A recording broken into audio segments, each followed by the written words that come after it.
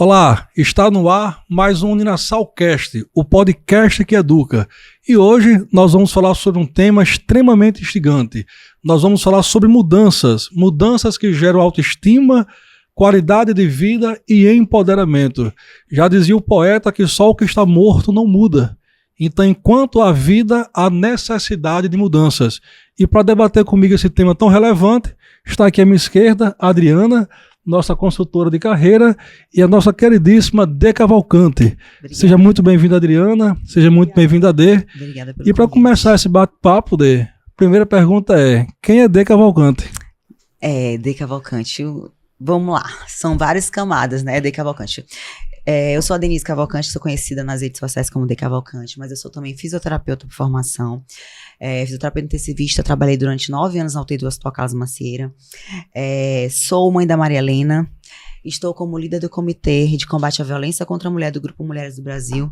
Faço parte também da ONG Somos Todos Marianas, de combate ao feminicídio. E também atualmente sou embaixadora da ABRAS, Associação Brasileira do Alzheimer, aqui no Maranhão. Muito bom, Dê. Eu sou influenciadora digital, falei? Não. Esse detalhe, eu sou influenciadora digital. Eu também sou influenciadora digital. Muito bom, Dê.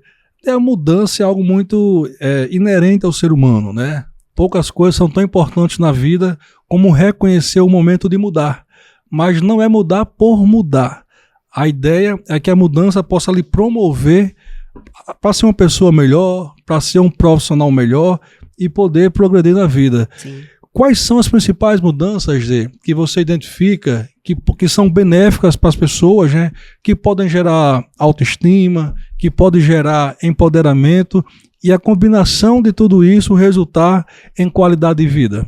Professor, essa é uma pergunta bem, como eu posso falar, cheia de detalhes, porque assim, para você mudar, você tem que ter algo que está te incomodando, né? Pô. Quando a gente fala de autoestima, de empoderamento, quando eu comecei até nas redes sociais, muitas pessoas, eu comecei até a fazer um parênteses para explicar um pouquinho do meu começo, para fazer o gancho. Por favor. Eu comecei nas redes sociais falando sobre a bariátrica. Eu sou reduzida, fiz bariátrica há 14 anos, e eu comecei a reengordar. 3 anos depois da bariátrica, eu comecei a reengordar.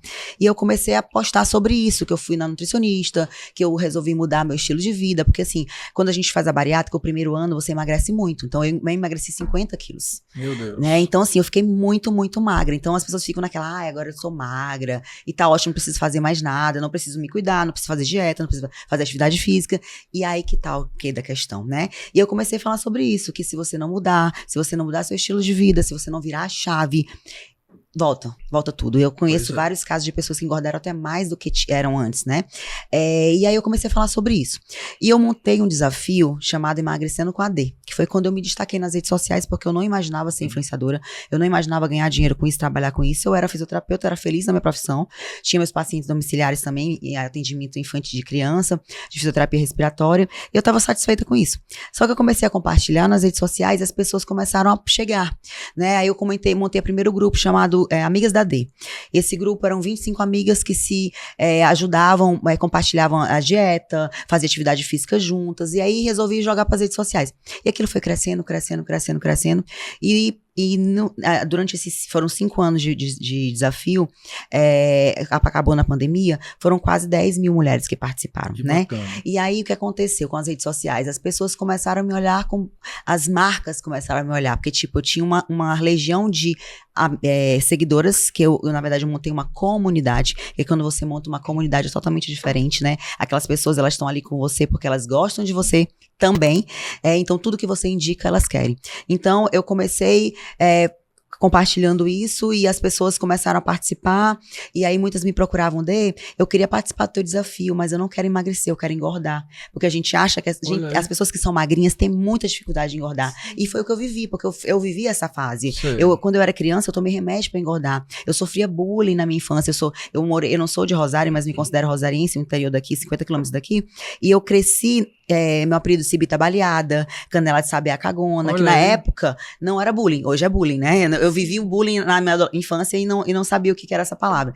E quando eu engordei 50 quilos em um ano. Eu tive uma síndrome metabólica por tudo que eu já tinha feito durante anos para tentar engordar. E aí eu falei, não, lógico. Eu já vivi isso na sua pele também. Então vamos. Aí eu mudei o nome que era Desafio Emagrecendo com a D para o Desafie-se. Desafiar a mulher a ser o que ela quiser ser. Desde que ela esteja feliz. Porque tem muitas que falam, eu sou gordinha, mas eu queria participar do grupo, mas eu nem quero emagrecer, eu sou super feliz. E é isso. Muito bom, Tudo parte desse princípio, do que você se olha no espelho, se você tá feliz, tá satisfeita, você tá contente. Cara, só isso. Não tem que agradar a ninguém, não. Tem que ser partir de você. Desde que esteja com saúde também. Tem esse outro detalhe. Então, eu acho que tá 100% ligado ao que você sente.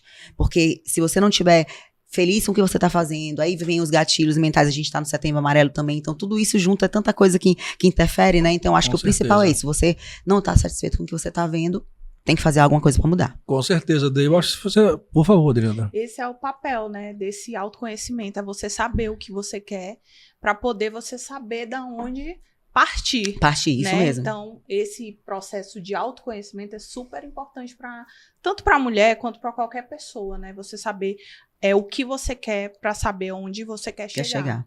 Então, esse processo todo que a AD viveu, ele é super comum aí para várias mulheres, né? E não só isso, a questão do emagrecimento é só uma das coisas que a gente precisa, né? Sim. Tem várias outras camadas, né? Por exemplo, a saúde mental também, que é super importante, que a gente precisa se cuidar, né? A parte maior do emagrecimento é cuidar da mente, né? Também tô passando por esse processo agora e é super importante cuidar da mente, porque tanto a bariátrica quanto um remédio, ele vai te ajudar nesse processo. Porém, o que você tem que mudar é a sua mentalidade.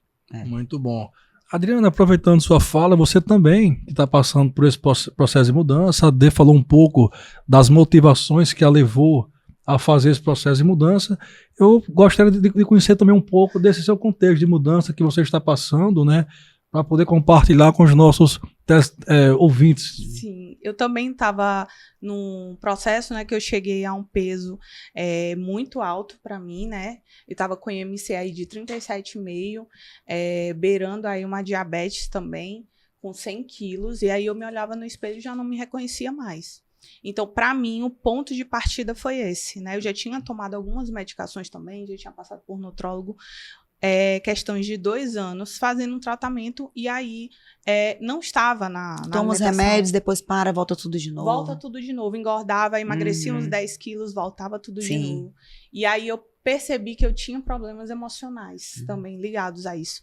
E aí, conversando com o meu psicólogo, fui atrás do cirurgião, fiz a minha bariátrica com o Dr. Tafarel, meu método foi sleeve. E aí hoje eu já perdi 18 quilos, tem 2 meses ainda de cirurgia. Mas o que a Dê falou é super importante, porque não é só fazer cirurgia. A gente vai, se olha no espelho, pô, tô emagrecendo, tô vivendo ali uma fase muito legal, a autoestima vai lá em cima. Isso melhora no trabalho, melhora em casa, relacionamento, tudo interligado. Mas você tem que continuar com os remédios, continuar com a terapia, né? Fazer atividade física, porque não é só emagrecer e pronto, acabou. Daqui a pouco volta, né? Porque esse emagrecimento, ele traz muitas sequelas. Eu queria até, se pudesse, botar a foto quando eu era quando eu era gordinha, na minha obesidade. Essa foto que posso passar para vocês, eu tirei um dia antes da cirurgia. Ó, essa foto aqui eu tirei um dia antes da minha cirurgia. Tava com 115 quilos e essa daqui foi 1 ano depois da cirurgia. Mas, e o que afetou, assim, eu era casada na época, eu não tinha mais relação sexual com meu marido de luz acesa, eu não deixava ele me tocar, porque eu achava que ele ia me tocar, ia pegar na minha gordura e podia broxar, né, que ele não poderia não me desejar mais, sabe? Então, tava influenciando muito a minha vida. Eu encontrava meus amigos na rua, quando eu olhava alguém conhecido, eu abaixava o olhar pra não me olhar, porque muitas vezes eu percebia as pessoas ao me olhar e fazia assim, nossa, e eles não disfarçavam, isso me fazia muito mal. Então, assim, começou a atrapalhar muito a minha vida em todos os sentidos, né? Em todos. Fora a saúde também, que eu tava diabética, hipertensa. E aí, depois, 1 ano depois, magra, mas uma magra que não fazia atividade física, nada. Eu só tava magra, muito magra, porque eu já tinha perdido os 50 quilos, então, mas aí a virada de chave veio depois. Eu queria só fazer um comentário importante. Olhando a foto, eu não vejo só corpos diferentes, eu vejo o seu semblante, né? Sim. Olha, eu nem sorria direito, eu tinha na vergonha. Pois é, assim, você vê assim, como você está com a estima diferente, o semblante diferente. Não é uma mudança que impacta só o corpo, impacta o ser. Tudo, né? Sim. Isso é real, essa questão de ter vergonha de sair. Eu deixei de ir para jantares, shows. Várias vezes. Porque até a roupa, a gente não consegue achar. Não consegue, eu não comprava mais roupa. Então, as lojas não vendem roupas, tem que vestir o que serve, na verdade. Então, isso impacta muito. Muito. E teve um ponto também que você falou que é importante, tem as questões sociais que são comuns para todos, mas você falou de uma questão da sua intimidade. Até a intimidade foi prejudicada. Sim. E aí eu acendo um alerta importante para a questão do diálogo. De repente, alguma resistência da pessoa, a depender da condição dela, não pode ser sobre você, pode ser sobre a pessoa mesmo. Então, por isso que em uma situação difícil, o primeiro passo tem que ser o diálogo, né? Tentar entender da pessoa o que está acontecendo é uma forma até de você ajudá-la, né, a se libertar daquilo que está aprisionando. Então, acho que você falou um pouco da intimidade e talvez muita gente que está agora nos vendo passe por isso também e não tenha, às vezes, coragem de conversar. Talvez o parceiro interprete como um desinteresse, uma falta de vontade e isso acabar impactando diretamente no relacionamento, né? O meu ex-marido, ele não me deixa, ele disse, não, amor, você é linda de qualquer jeito e tal, ele nunca, mas existem homens, e hoje como eu trabalho com violência contra a mulher, eu ouço muitos relatos, homens mesmo que falam, tu é feia, tu é gorda, por isso que eu te traio, por isso que eu, sabe? Então é pesado, então por isso que é muito importante a gente saber quem a gente é, saber o nosso valor, que é outras coisas que a gente vai falar um pouco pra frente. Eu queria mostrar também a foto do desafio do meu projeto. Isso aqui é uma parte da minha palestra que eu dou sobre autoestima. Aí eu botei, resgatei minha autoestima e me conectei com outras mulheres. Isso aqui foi o primeiro grupo do Emagrecendo com a AD. Nós íamos para a litorânea, nos reuníamos, fazíamos atividade física juntos. Essa camisa a gente ganhou de patrocínio de uma farmácia, a Botica, na época, minha amiga Marina. E ela deu de presente para as meninas que participaram. Eram 40 meninas, se eu não me engano. E aí a gente se reunia e fazia atividade física junto. Era assim, pode ver, vários estilos de mulheres. Tinha bem magrinhas, tinha as mais gordinhas. E aqui foi no Vila Real, eu botei quase 500 mulheres já. Que bacana. Foi bem legal também, que já foi o projeto já quando mudou para desafio. Quer desafiar a mulher a ser o que ela quisesse ser, desde que ela estivesse feliz. Então foi assim que eu comecei nas redes sociais, foi falando das minhas dores. Como eu botei, compartilhei minhas dores, conectei minhas causas e construí uma comunidade, que são as meninas demais. Muito bacana. Eu acho que um ponto importante, Dê, fica até como sugestão também para quem está acompanhando o podcast, quando a pessoa está em um processo de mudança, procurar se acompanhar de quem está passando pelo mesmo processo que ela. Sim. Porque isso encoraja. Sim, né? Aí imagina, aí eram todas falando do mesmo tema, todas com as mesmas dores, né? Então a gente se conectava por isso. Isso motiva, né? Às vezes você quer fazer uma mudança, mas você está de rodear com pessoas que querem outra coisa e ao invés de ele impulsionar, faz ele puxar para baixo. Então, isso era uma das coisas que eu mais gostava no desafio, porque elas me impulsionavam muito, elas achavam que eu que incentivava elas, pelo contrário, quando eu pensava em não ir treinar ou pensava em pular a dieta, eu falava, cara, tem um monte de mulher se espelhando em mim, eu não posso decepcionar elas. Então assim, era uma impulsionando a outra. Com certeza, com certeza. Dê, assim, qual é o seu conceito, né, sobre autoestima? O que é para você autoestima? É o que eu falei agora. A autoestima pra mim é você se olhar no espelho e amar o que você tá vendo, sabe? É você saber quem você é você entender o seu valor. E aí quando eu tava falando com você, professor, antes da gente entrar, que eu falei que tava tudo ligado ao que eu ia falar com a violência, é porque anos depois, né, quando eu comecei o projeto, 2 anos depois eu perdi uma das minhas melhores amigas vítima de feminicídio. E aí eu comecei a trabalhar com isso, né, com a violência contra a mulher. Aí fui convidada para ser líder do Comitê de Combate à Violência contra a Mulher. Eu faço parte dessa ONG também, nós somos todos Marianas, com a Carol, que é irmã da Mariana, esposa do assassino, né, ex-esposa do assassino. E a gente vai para as escolas, para as faculdades, para as comunidades, falar sobre a violência, falar os tipos de violências que existem. Porque às vezes as mulheres acham que a violência é só o puxão de cabelo, é só a violência física. E não, a violência psicológica, ela deixa muito mais sequelas do que a própria violência física. E a gente começou a falar, eu comecei a falar sobre isso, né, infelizmente eu comecei a falar sobre isso com uma dor, né, fui pela dor. Mas, e aí eu vi, aí quando eu comecei a falar, professor, foi incrível, Quando eu comecei a falar sobre isso, as mulheres que faziam parte do meu desafio me procuraram. Lembra quando eu te procurei querendo emagrecer? Pois é, porque eu vivia assim, assim, assim. Meu marido me traía, meu marido me chamava de gorda. Olha aí. Sabe? Aí meu Deus, eu não entendia porque. Aí muitas vezes eu falei, nossa, como é que eu caí de paraquedas nesse mundo? Eu fui ver que estava totalmente ligado. Porque uma mulher que ela se ama, uma mulher que se valoriza, uma mulher que sabe quem ela não aceita ser diminuída por nenhum companheiro, ela não aceita apanhar por ninguém, ela não aceita viver dentro de um ciclo de violência e não pedir socorro, sabe? Por isso que é tão importante a gente validar essa mulher e fazer ela entender que ela precisa ter autoestima pra tudo, pra trabalhar, pra ser bem recebida nos lugares, porque uma mulher que tem autoestima, ela vai chegar no lugar, ela vai com a cabeça erguida. Com certeza. Ela pode estar gordinha, ela pode estar como ela for, mas ela sabe quem ela é e ela tá feliz com o que ela tá vendo. Então, tá ali, ó. Ela tá ali. Então, ninguém vai diminuir, seja no trabalho, seja no ambiente de trabalho, seja em casa, seja por um companheiro, seja por um chefe. Então, por isso que é tão importante a gente falar sobre isso. Com certeza. Quando a mulher tem isso tudo que você falou, ela sabe que o valor dela está acima de qualquer preconceito, acima de qualquer padrão social, né, Adriana? Sim. Então, esse é um ponto bem, bem importante. Tem até uma frasinha que eu gosto muito dele, que diz que só é amado de um jeito certo aquele que tem um certo amor. É isso. Então ninguém vai ser amado do jeito certo se não tiver primeiro o amor próprio, né? Isso é bíblico também. Amar o próximo como a si mesmo já pressupõe que você primeiro se ama para depois poder amar o próximo, né? Isso mesmo. Eu acredito que a questão da autoestima é ela que é uma das molas propulsoras para o empoderamento, né? Sim. O que a antessala do empoderamento é a autoestima. Não tem como uma pessoa ser empoderada se não tiver autoestima. Não é isso, Dê? Sim. E é importante falar sobre isso, e eu falo também que o empoderamento hoje também está 100% ligado com o empreendedorismo feminino. Porque esse foi uma outra vertente que eu comecei nas redes sociais, de repente caiu no meu colo, assim, eu fiquei sem entender, meu Deus, tantas mulheres, por quê? Hoje, uma mulher que vive dentro de um ciclo de violência, ela não vive porque ela gosta de apanhar do marido. Ela não vive porque ela gosta de apanhar do companheiro. Ela vive porque ela depende financeiramente daquele homem. São duas dependências, emocional e financeira. Mas a maior é a financeira. Porque por muitas vezes ele não deixava ela estudar. Então não tem uma formação, não deixava trabalhar, então não sabia nem o que fazer. O que eu mais escuto eu não tenho como sair porque eu não sei fazer nada. E ela viveu dentro de um relacionamento onde o homem falava que ela não presta pra nada. Ela não presta como esposa, ela não presta como mãe, ela não serve pra fazer nada. Então ela foi educada assim. Então ela se vê numa situação, meu Deus, como é que eu vou sair daqui? Eu não sei fazer nada, eu não tenho estudo, eu não sei trabalhar, ele que banca a casa, o que eu vou fazer com os meus filhos? É a principal causa, é isso. Então, o que era importante? Eu preciso trabalhar esse empoderamento dessas mulheres e fazê-las empreender.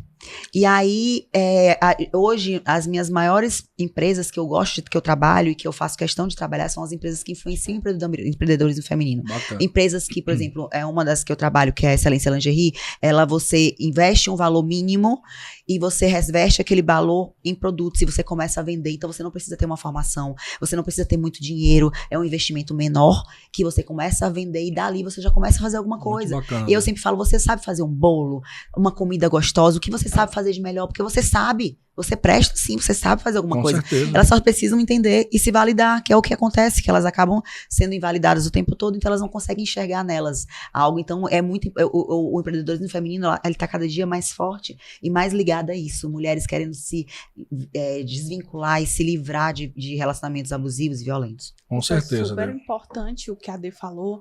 Inclusive, lá na faculdade, a gente abriu espaço para a feirinha delas, né, isso. Professor? A feirinha delas, eu não sei se tu conhece, provavelmente conhece, com certeza, é só empreendedorismo feminino, justamente por essa questão. São mulheres que precisam empreender. Não tem estudo, às vezes. A maioria não tem. São mães, precisam dessa renda para se sustentar. Sim. E muitas das vezes elas ficam nesse limbo mesmo. Poxa, não tem para onde ir. Moro aqui, não tem como me sustentar. Mesmo que ela vá procurar um emprego, ainda assim o salário mínimo hoje é complicado para uma mãe se virar sozinha. Então, o empreendedorismo feminino é fantástico. E lá na faculdade a gente abriu esse espaço para a feirinha delas. E muitas delas, dessas meninas da feirinha delas, são mulheres vítimas de que saíram de ciclo de violência. E assim, a gente não fala sobre isso, né? Quando eu comecei, outra vertente, eu comecei nas redes sociais também, divulgando essas microempresárias, microempreendedoras, porque mas nunca falei. Então, ninguém sabe quem é a que tá me pagando e quem é aquela que eu tô ajudando porque é vítima de violência. Não tem diferença, eu não faço essa diferença. Porque é uma forma que eu tenho de ajudá-la de algum jeito, né? Então, eu vou usar essa minha ferramenta para trabalhar, para ganhar meu dinheiro, mas eu também posso ajudar muitas mulheres. Então, eu tenho essa parte também que eu ajudo muito, divulgo muitas mulheres que estão nesse resgate, né? Com certeza. Você tanto inspira como abre portas para ela, né, Dê? Eu acho que isso é um trabalho bem relevante, e esses grupos de apoio exercem um papel fundamental, né, de esclarecer, de educar, de incentivar, né? O que é que você observa, o que é que você percebe que é mais comum na violência contra a mulher? De repente, uma pessoa que está agora assistindo, ela está passando por violência, mas não sabe que está sendo violentada. Eu queria que você falasse para essas mulheres que estão agora acompanhando o podcast, como é que essa violência comumente se inicia, como é que ela se desenvolve? Sim, a violência contra a mulher, ela não começa com puxão de cabelo, com soco, com a violência física. A violência, ela começa quando ele te diminui, quando ele fala que você não presta como mulher, que você não presta como mãe. Isso é a violência psicológica, né? A violência patrimonial, quando ele quebra suas coisas, quando ele te proíbe de usar suas roupas, quando ele fala que você tá parecendo uma puta, quando ele te xinga, quando ele te prende dentro de casa, quando ele te proíbe de sair com suas amigas. Gente, são os detalhes. Às vezes a gente não enxerga porque a gente acha, não, é cuidado, é proteção, né? Mas existe uma linha bem tênue, né, que a gente tem que ficar de olho. Quando é exagerado demais, né? E aí começa desse jeito, começa dessa forma. Começa com xingamento, começa com a falta de respeito, começa com dentro de casa, coisas com detalhes, aí começa a jogar uma coisa no chão, quebrar uma coisa aqui, quebrar uma coisa ali, aí depois começa a violência física, né? A violência física, ela é um dos últimos, e o feminicídio é o último, né? Só que a gente, assim, acontece dentro de casa, com os companheiros, com os namorados, com aqueles que dizem amar, respeitar, e por muitas vezes fazem na frente dos filhos também, né? Que aí a sequela é muito maior, porque você envolve outras pessoas, envolve crianças, enfim. E eu recebo relatos todos os dias, professor.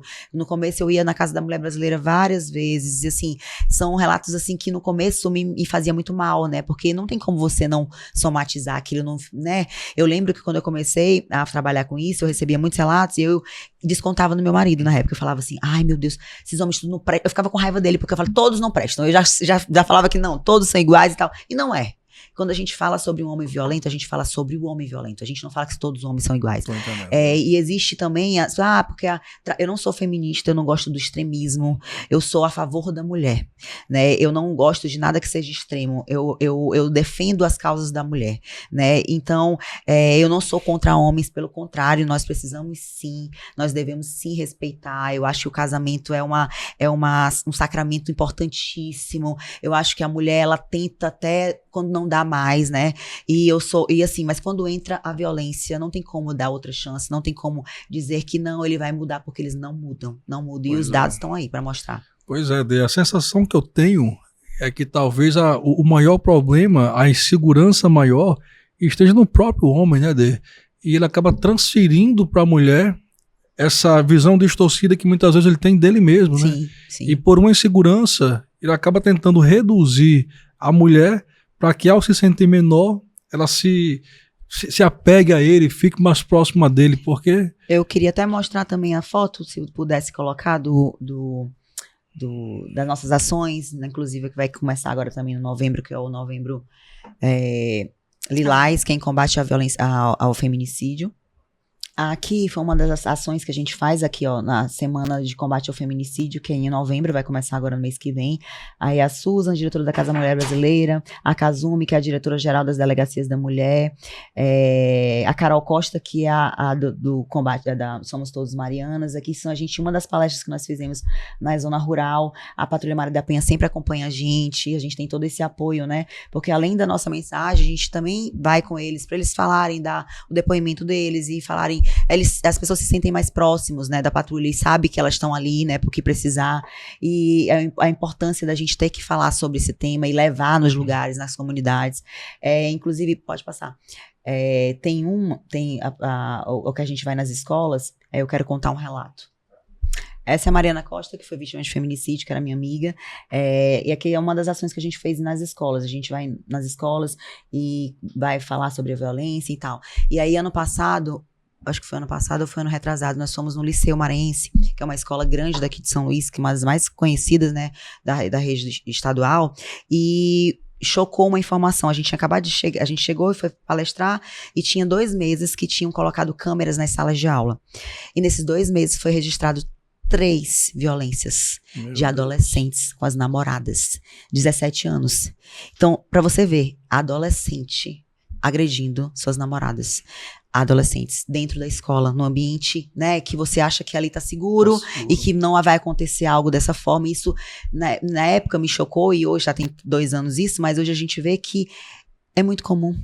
Né? Infelizmente está cada vez mais comum. Então, e aí, entendendo um pouco também sobre de onde vem isso, sabe? Aí teve uma escola que a gente foi na Vila Luizão, que a gente terminou a palestra, a gente sempre deixa aberta para eles fazerem perguntas, e aí um adolescente falou assim, tia, eu não queria nem perguntar, eu queria contar. Eu vou matar meu padrasto. Meu Deus. Desse jeito. Ficou todo mundo assim em choque. Porque todos os dias eu chego em casa, ele espanca minha mãe, ele estupra minha mãe na minha frente. Cara, assim, o relato do menino, uma coisa mais triste. Eu até me arrepio quando eu lembro, todas as vezes que eu falo. E a gente chamou ele chamou a coordenação, chamou o psicólogo, enfim.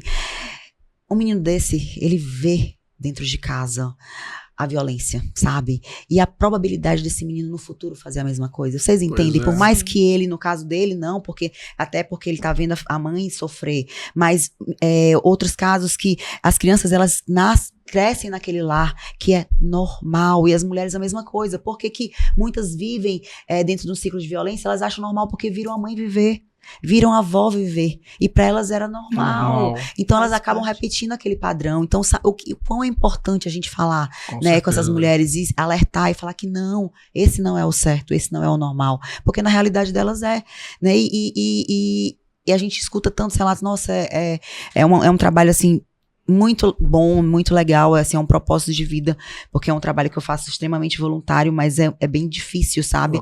Porque a realidade é muito cruel. A gente escuta muitos relatos duros, muitos.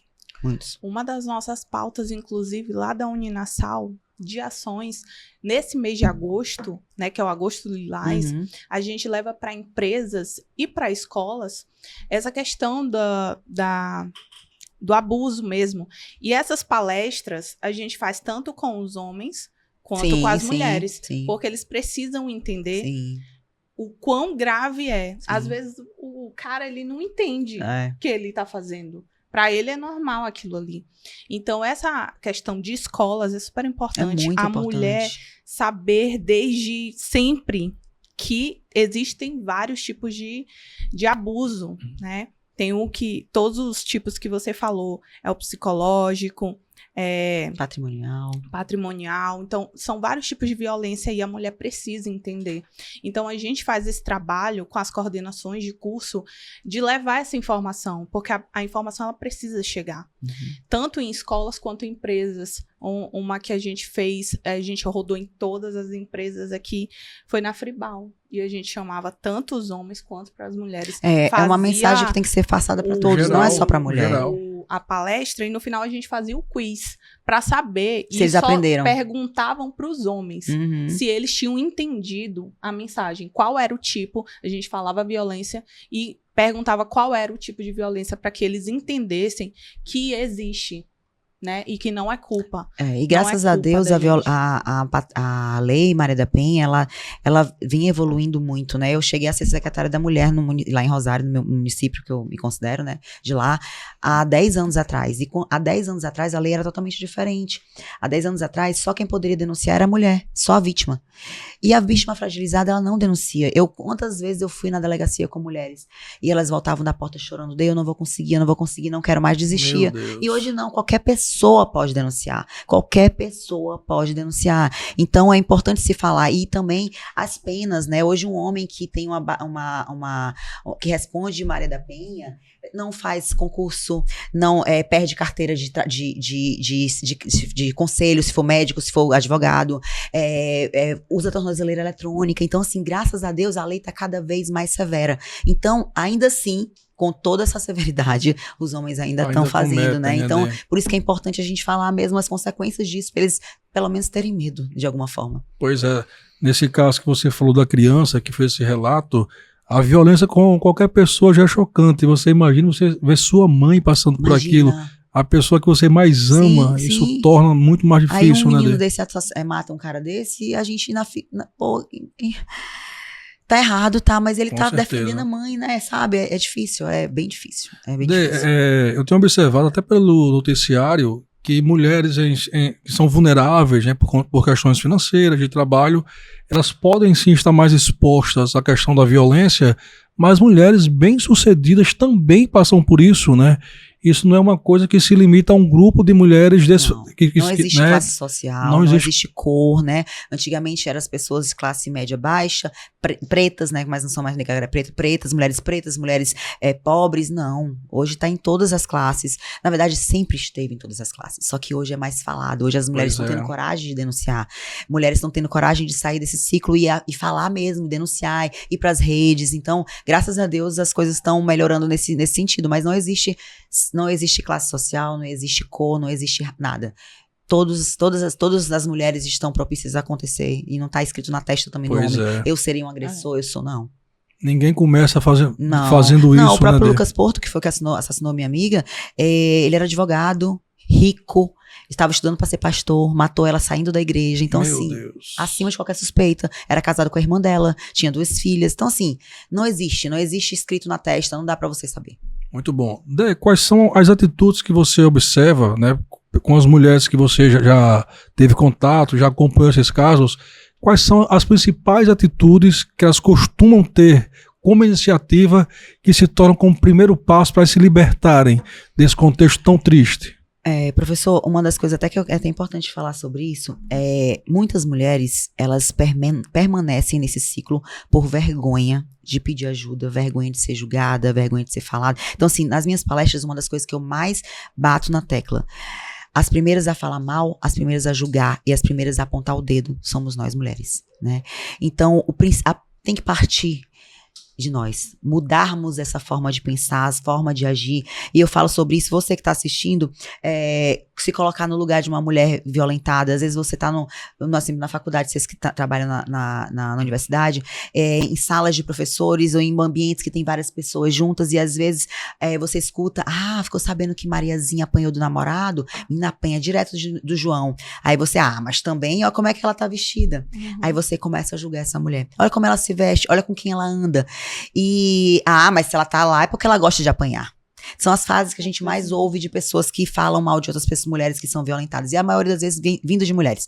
E aí, se alguma mulher que tá ali naquele ciclo com você, ouve você falar isso, se ela tá passando por algo, ela jamais vai te pedir ajuda. Não vai. Então, por muitas vezes eu ficava querendo entender, meu Deus, por que as pessoas vêm pedir pra mim, que não me conhecem, que sou uma pessoa das redes sociais, vêm pedir ajuda pra mim. Aí eu questionava. Porque tem vergonha e medo de pedir ajuda dentro de casa, porque as amigas vão falar mal, as amigas vão espalhar, vão ser julgadas. E outra coisa que eu queria falar, se você conhecer alguma mulher que está passando por algum ciclo de violência, uma mulher violentada, ela jamais deve ser questionada. Jamais chega pra ela e pergunta, mas por que ele fez isso com você? Jamais faça isso, porque nada justifica o que ele fez. Então, não tem que perguntar pra ela o que ela fez, porque nada justifica, sabe? Uma mulher violentada, ela só quer ser amparada, ela só quer ser ouvida, por muitas vezes ela não quer nem falar, ela só quer ser acolhida. Um abraço, e vamos lá, vamos denunciar. Porque ela precisa de alguém pra incentivar a denunciar, porque senão ela não vai denunciar e ela vai continuar naquele ciclo. Então, eu hoje, com a experiência que eu tenho nessa área, a maioria das mulheres que continuam nesse ciclo é porque elas têm vergonha e medo de julgamento. Meu Deus, não é julgar, é acolher, né, Dê? Estender o braço, ter uma palavra, né? Isso é um ponto muito, muito importante, viu, Dê? Dê, somando tudo isso, né? Como é que você define qualidade de vida, que é a última palavra-chave aqui do nosso bate-papo, né? Quando é que você percebe, eu acho que a pessoa tem qualidade de vida quando ela tem isso aqui? Qualidade de vida, pra mim, é você acordar e se sentir bem, você fazer uma atividade física, pra mim, tudo, assim, depois que eu entendi, né, infelizmente, depois que eu fiz a bariátrica, que eu entendi, vivi na pele, né, que eu precisava cuidar da minha saúde pra ter uma vida, né, tranquila, e atividade física Saúde mental é outra coisa muito importante. Quando eu separei, né? Tem 2 anos que eu separei, eu tive burnout, né? Porque eu comecei a trabalhar muito, focar muito em várias coisas pra ocupar minha mente e esquecer o que eu tava passando. E com isso eu caí num princípio de depressão e com burnout. E a minha psiquiatra, na hora quando eu fui me consultar, na prescrição das medicações, embaixo tinha atividade física. Olha aí. Era uma das coisas que eu precisava fazer pela minha saúde mental. E eu nunca gostei de fazer atividade física, eu nunca gostei de até porque, como eu expliquei, né, eu fui magra muito tempo da minha vida, muitos anos da minha vida, então eu não fazia atividade física porque eu poderia emagrecer mais, então eu não gostava, e quando eu fiquei obesa, eu não gostava. Nunca fui acostumada, então, enfim. E eu precisei entender que a atividade física, além pra minha saúde física, era pra minha saúde mental. Então, eu acho que qualidade de vida hoje é você fazer algo que te traga saúde mental, porque tá tudo ligado, porque se você não estiver bem com a sua mente, você não consegue trabalhar, você não consegue viver um relacionamento tranquilo, você não consegue cuidar dos seus filhos, você não consegue viver. Então, assim, tá tudo ligado à nossa mente, é surreal isso, assim, e quando essa chave virou e que eu entendi, então, assim, a minha prioridade, eu até fiz um procedimento ontem, que eu tenho que passar 5 dias sem fazer atividade física, e eu ficava, meu Deus, eu só pensava nisso, meu Deus, 5 dias sem minha atividade física, e eu nunca imaginei que eu fosse sentir falta, e que eu fosse sim, meu Deus, eu só pensava nisso, eu só penso nisso. Poxa, eu não vou pra minha academia hoje. E eu nunca pensei que eu fosse chegar nesse nível. E eu tô tão feliz comigo mesma, sabe? Porque eu sei que esse nível que eu alcancei foi com muita inteligência emocional, com terapia e com entendendo a importância que é a saúde física e a saúde mental na vida de qualquer pessoa. Com certeza. Essa rede de apoio também, tu falou que tu é mãe. Isso. É super importante, né? Demais, ter ali tua filha ali do teu lado. É, eu acredito que os filhos também impulsionam a gente a ser melhor. Sim, né? sim. Com certeza, Dê. E eu também acredito, Dê, em pequenas mudanças. Né? Às vezes você está em um contexto muito complicado e você pensa, meu Deus, eu não vou encontrar alternativa para isso. E essas pequenas mudanças, elas provocam um bem-estar que lhe motiva a fazer outra coisa. Sim, sim. E esse bem-estar aumenta. E essa outra coisa lhe faz fazer uma outra coisa. Isso. E aí você cria, né, um processo bastante benéfico, que quando você vê aquelas pequenas mudanças, quando se somam, é uma né? mudança mínima, e quando você fala, porque eu não tenho condição de pagar uma academia. Aí são aquelas historinhas que a gente conta pra gente mesma, pra evitar, pra não fazer as coisas. Você mora num condomínio? Caminha dentro do seu condomínio. Isso. Vai fazer uma caminhada em casa. Sobe, desce escada. Tem tanta coisa que você pode fazer para começar. Música, vai dançar. Tem vários vídeos no YouTube gratuitos de dança, de atividade. Então, assim, é só que a gente procura histórias, a gente conta as historinhas pra nós mesmos, pra nos sabotar. A gente se sabota todos os dias. Com certeza. E o que o senhor falou também no começo, professor, de cercar de pessoas isso. que têm o mesmo propósito que você, é super importante. É muito importante. Porque se você tá do lado de pessoas que não gostam disso, que só bebem, exemplos, né? Só bebem, fazem isso, fazem aquilo, não gostam de trabalhar, procrastinam o tempo todo, é óbvio a probabilidade que de você fazer isso. Fazer com certeza, o mesmo. Com certeza. Mas se você tá ali seguindo pessoas que te motivam, por exemplo, a D, que tá ali treinando todo dia, você vê aquilo, você, poxa, é um incentivo. Eu tenho uma rotina, né, nas minhas postagens, que todos os dias eu posto indo pra academia. Eu boto bora, que é chamando elas pra ir. Todos os dias. No dia que eu não posto, elas perguntam, Dê, tu não foi treinar hoje? É incrível. É incrível. Elas são elas mesmas me pegam no meu pé e eu acho o máximo isso. Porque é aquela troca que a gente tem, sabe? São 2 coisas que eu posto todos os dias. Na hora de dormir e na hora que eu acordo pra treinar. Então, assim, é uma forma que eu tenho de ajudá-las. Tipo, que elas falam assim, nossa, Dê, já foi, eu vou também. É mais ou menos assim, sabe? Que elas sentem. Pois é, Dê. Pode falar, Adriana. Não. Eu acho bem interessante. Para esse processo todo acontecer, uma das principais e talvez primeira etapa é a do autoconhecimento, né? Se você não se conhecer, a chance da mudança dar errado é gigante. Sim. Como foi o seu processo de autoconhecimento, Dê? Eu comecei esse processo de autoconhecimento pela dor também, né? Eu digo que eu criei essa comunidade com as minhas seguidoras nas redes sociais porque todas as vezes que eu passo por alguma coisa na minha vida, eu compartilho com elas, né? E quando eu era casada, quando eu tive a minha filha, eu passei por um processo de traição no meu relacionamento, no meu casamento, que ele me traiu no meu resguardo, minha filha era bebezinha e teve uma filha fora do casamento, né? Mas depois eu perdoei, voltei ao casamento, e quando eu me curei, qual foi esse processo de cura? Eu fiz o método CIS, do Paulo Vieira, né, da Febracis. Eu fui pra esse método CIS e lá eu tive esse encontro comigo mesma, sabe? Eu virei a chave. E a partir daí eu comecei a procurar livros de autoajuda, fazer terapia, processo de coach. Então eu comecei a procurar ferramentas que me ajudassem nesse autoconhecimento. Muito Inclusive, bom. Lá eu entendi também que eu também era culpada. Porque a gente tem, quando acontece essas coisas no relacionamento, inclusive eu falo muito sobre isso também hoje em dia, a gente tem mania de culpar o homem, só o homem. Sim. Ele que não presta, ele que errou, ele que é isso. E quando você tem essa autorresponsabilidade, que é um livro que eu até recomendo pra todo mundo, ele é desse tamanho, fininho, vende nas livrarias, é baratinho, é o poder da autorresponsabilidade. Quando você tem, é surreal. Bacana. Quando você entende que você também, não justifica mas o que ele fez, mas você entende que você também errou. Qual foi o momento que você deixou a desejar, sabe? Então, assim, quando eu virei essa chave, eu comecei a entender, e me perdoei, foi quando eu perdoei também, ainda passei vários anos casadas, enfim. E esse processo foi de extrema importância na minha vida, e não só na vida pessoal, em tudo. Quando você procrastina no trabalho, quando você sabe que você entende, nossa, mas eu também errei, porque a gente tem sempre a mania de querer culpar alguém, né? Mas essa autorresponsabilidade é muito importante, muito Com importante. certeza, Dê. Esse processo do autoconhecimento vai ser difícil evoluir sem passar por ele, né? Por ele, sim. Ele, sem dúvida, ele é inevitável, né, Dê? E esse ponto importante que você falou também, Dê, dessa autorresponsabilidade, é de não esperar que o mundo resolva o seu problema, né? Você precisa fazer. Você precisa levantar e fazer. E você disse isso muito bem, procurei, fiz um curso, eu li um livro, eu montei um grupo. Procurei ferramentas para me ajudar. Ou você usa o tempo que você tem para reclamar da vida, ou você usa o mesmo tempo para se movimentar. Isso mesmo. E virar a chave, né, Dê? Isso mesmo. Você mesmo. Ou você faz, ninguém vai pegar. É que eu falo da atividade física. Se você não for, ninguém vai fazer. Ninguém, só você pode fazer por você, né? Mas lógico, quando a gente pega uma pessoa que tá depressiva e tal, a gente sabe que não é tão simples assim, né? A gente sabe que não é simples, vai lá e faz, não. Mas ela precisa pedir ajuda. Sim. Com certeza. Ela precisa procurar um profissional, ela precisa fazer o que for pra fazer. Se for pra tomar medicação, enfim, fazer algo pra sair daquilo ali. Ela precisa Com certeza. Dar o primeiro passo, Tem justamente. até um ponto da psicologia, Dê, que diz que só tem uma coisa que é intransferível, que é o querer. Isso mesmo. Eu posso lhe dar meu telefone, eu posso lhe dar minha água, mas eu não posso querer por você. É isso mesmo. Só quem pode querer por você é você.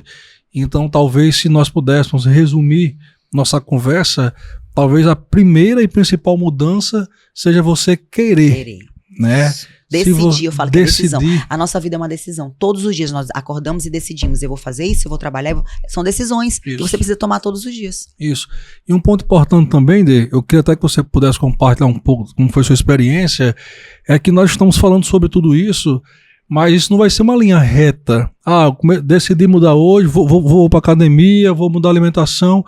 No começo não é todo dia assim. Não. Você não consegue ir de domingo a domingo, você vai um dia, 2, você faz um terceiro. Então, assim, o processo de evolução, o processo de mudança é um processo que você tem que reconhecer que você não vai ser perfeita ou perfeito, né? Você vai falhar e... Até nisso a gente tem que ter cuidado. Porque quando a gente começa nesse processo de querer, e no dia que a gente não consegue, a gente acha que o mundo acabou.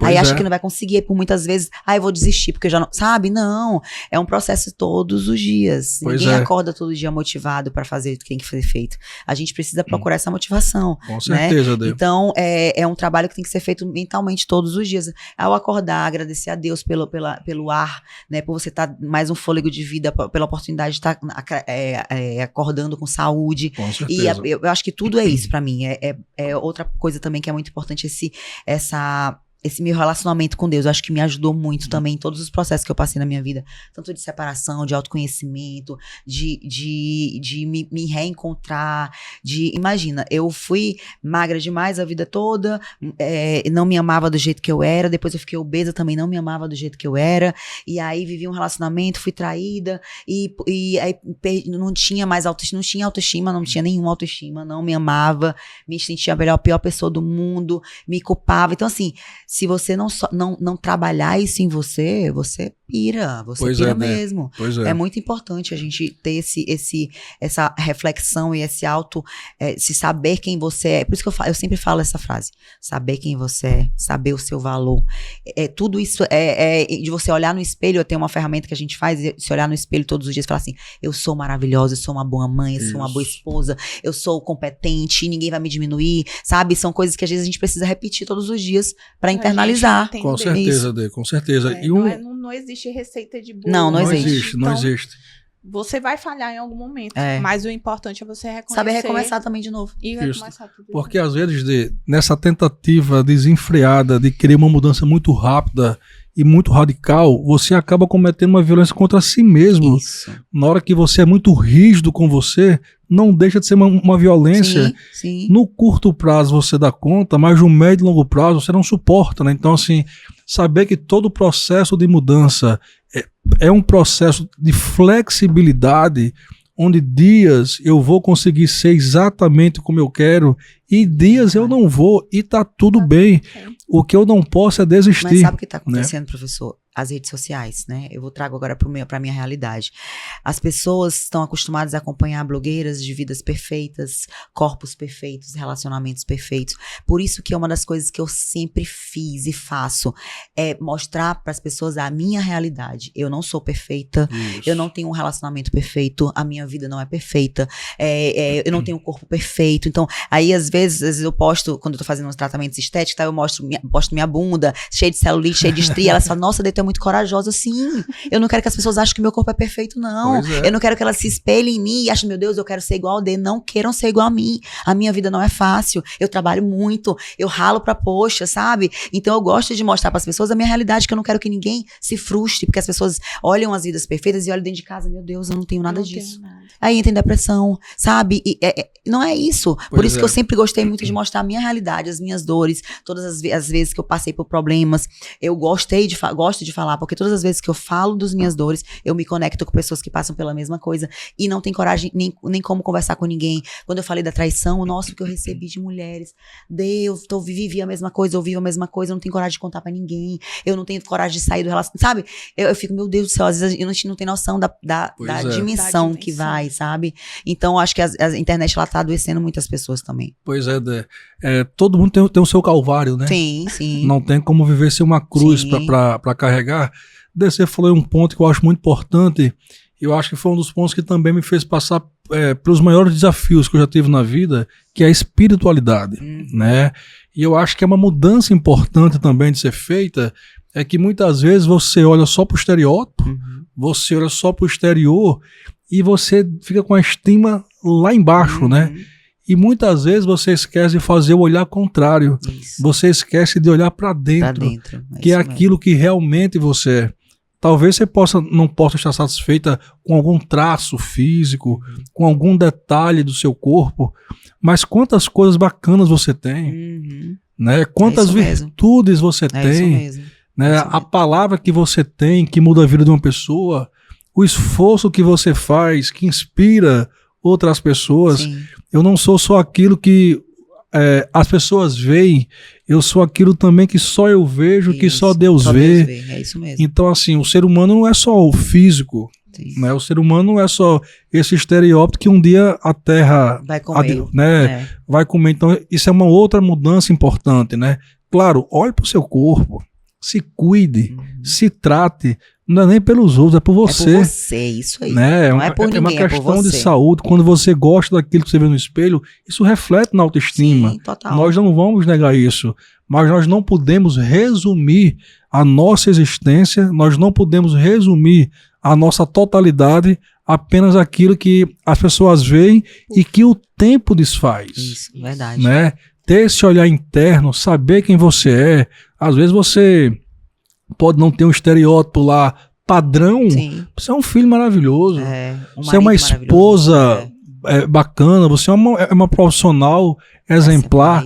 Então, assim, tem atitudes boas, é uma pessoa do bem, né? Por isso que é tão importante a gente fazer essa autoafirmação e validação nas crianças. Eu falo muito para seus filhos em casa, criem seus filhos para serem homens corretos, homens que valorizam a mulher. É o exemplo dentro de casa, como você trata a sua mulher, seu irmão, seu filho tá vendo. Pois é. É assim que ele vai refletir, a mesma coisa as meninas. Inclusive, no final, eu quero passar o vídeo da minha sobrinha, que é isso, minha sobrinha tem 2 anos, a Marina, e você pergunta pra ela, ela diz que ela é linda, que ela é maravilhosa, que ela é sabe, que ela é inteligente, e as crianças precisam entender isso desde pequena, que uma menina dessa, que desde os 2 anos entende quem ela não vai aceitar muita coisa lá na frente. Vocês entendem? Por isso que é importante a gente tá fortalecendo a identidade dessas crianças desde pequeno dentro de casa. Muito bom, Dê, muito bom. Você quer passar o vídeo, então? Eu quero, se puder. Você é linda e maravilhosa. Sim, você é linda e o quê? Maravilhosa. Aí agora eu sei que esse vídeo já tem uns meses, mas agora ela fala que ela é linda, maravilhosa e inteligente. Chega nela, ela fala.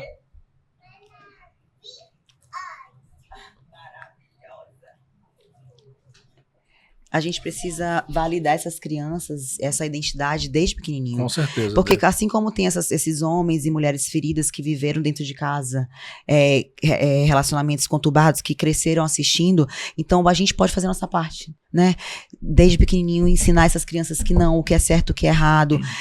Outra coisa também que eu acho bem legal, nos dias, por exemplo, dia das mães, dia da mulher, levar flor.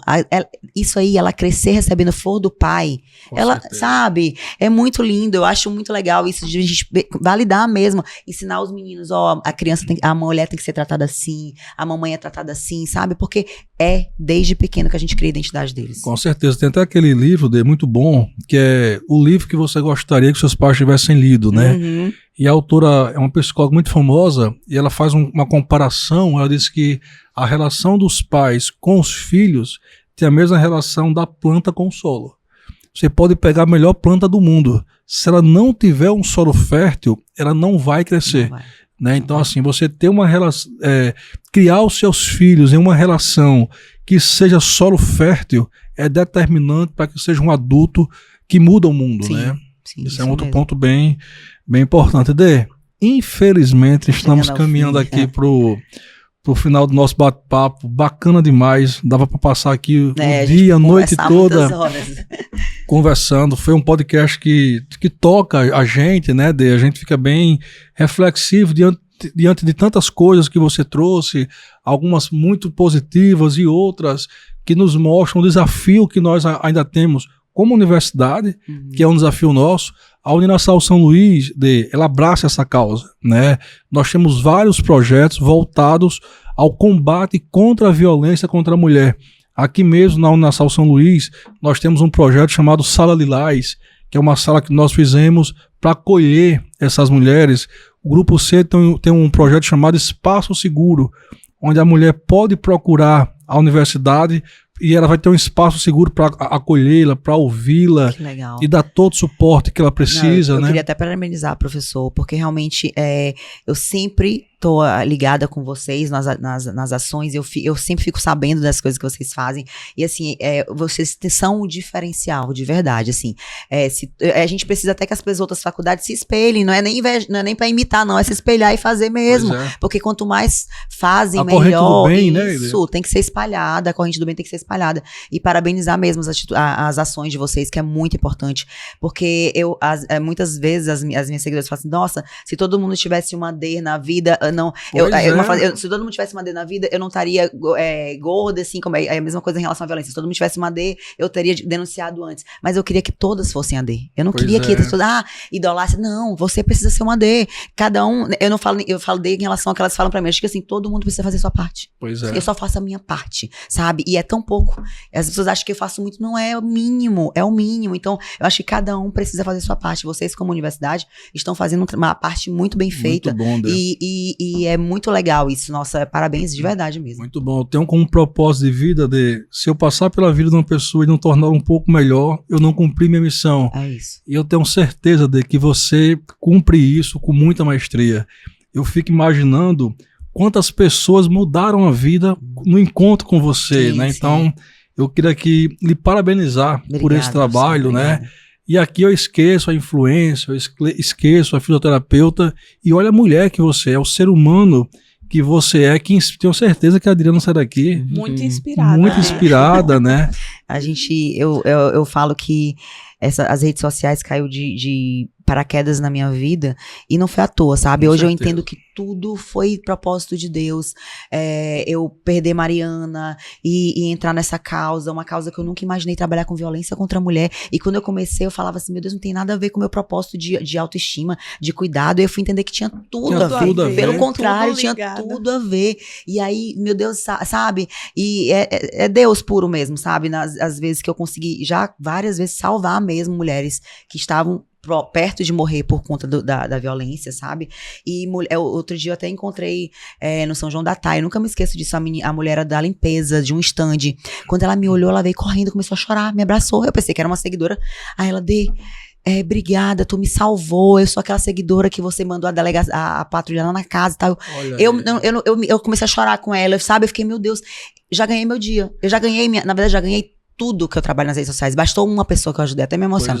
Basta ajudar uma pessoa, salvar uma pessoa, já é o suficiente. Talvez a violência contra a mulher seja a ponta do iceberg, né? Tem algo muito maior que ninguém tá vendo, né? É a ponta do iceberg. Dê, eu queria que você deixasse uma última mensagem para quem está acompanhando o nosso podcast e para que elas pudessem refletir e se inspirar cada vez mais em você.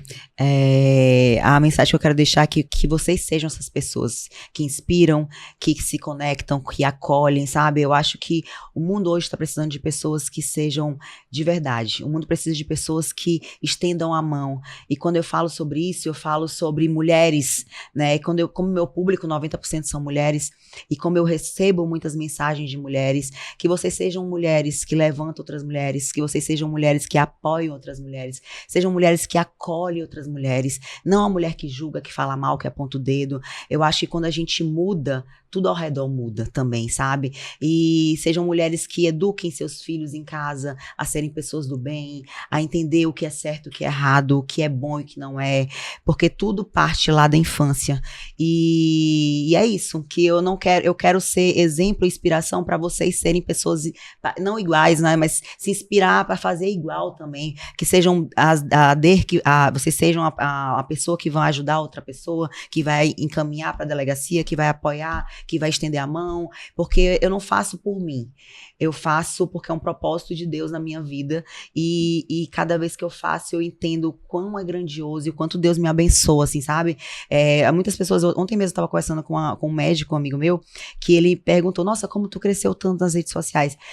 Eu cresci, foi bem espontâneo, sabe? Porque as minhas causas se conectam com outras pessoas e as causas se conectam com outras pessoas e eu sou muito real. Então, assim, eu acho que é isso que é o diferencial. Você ser de verdade e você acolher e ajudar a estender a mão. Eu acho que o meu segredo é esse. Eu nunca virei as costas pra ninguém. Eu, pelo contrário, eu tô sempre ali aberta pra ajudar, pra apoiar. E falo isso, que eu não sou perfeita.